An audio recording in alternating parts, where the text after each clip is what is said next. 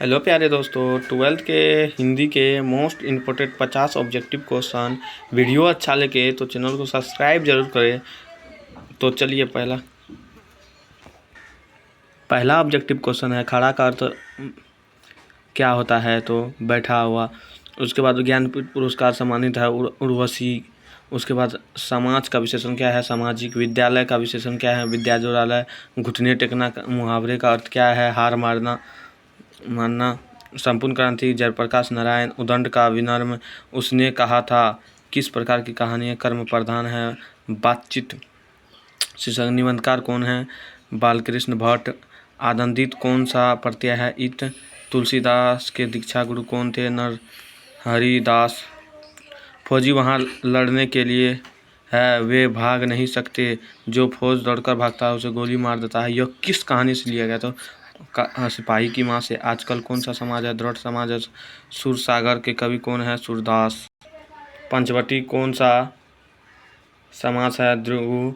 खून पसीना एक करना यानी कि बहुत परिश्रम करना। उसके बाद है मलयाज की रचना नहीं है, इसमें से कोई नहीं।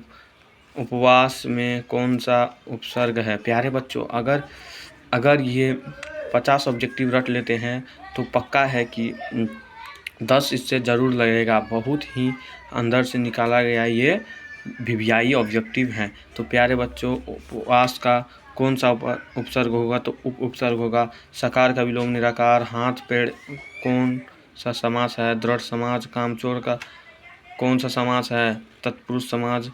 आत्मा का विशेषण है आत्मीय। नयन का संधि विच्छेद होगा नेज और अन।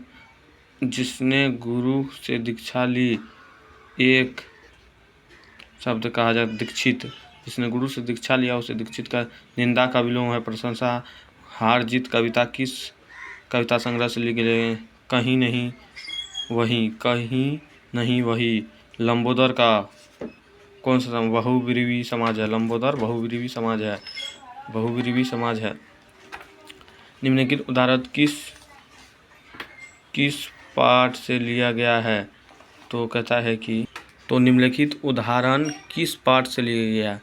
ये क्वेश्चन मतलब कि एक तरह से कहानी, मतलब कि क्या कहते हैं कि कविता या कहानी होता है ना, गदखंड। हमको आंसर लगता है गदखंड।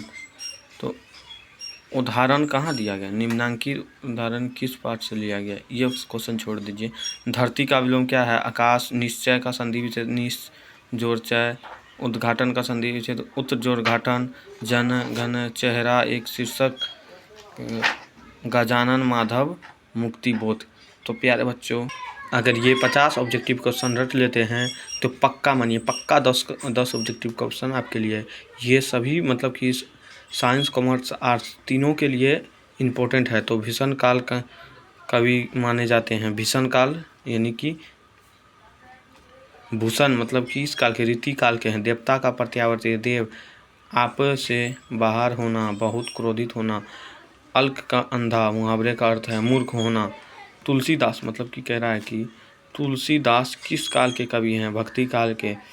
क्वेश्चन बैंक से लिया हुआ क्वेश्चन बैंक का ऑब्जेक्टिव है प्यारे बच्चों, रट लेना। जगन्नाथ का संधि विच्छेद क्या है?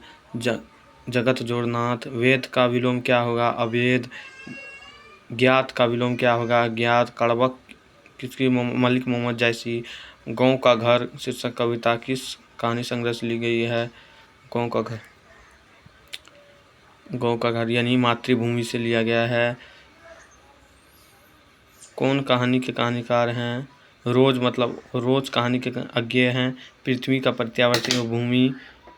अपना उल्लू सीधा करना, अपना काम निकालना। रघुवीर सहाय का जन्म स्थान लखनऊ। मालती के पति का नाम क्या था? महेश्वर। अंकु कहाँ है? वर्मा में।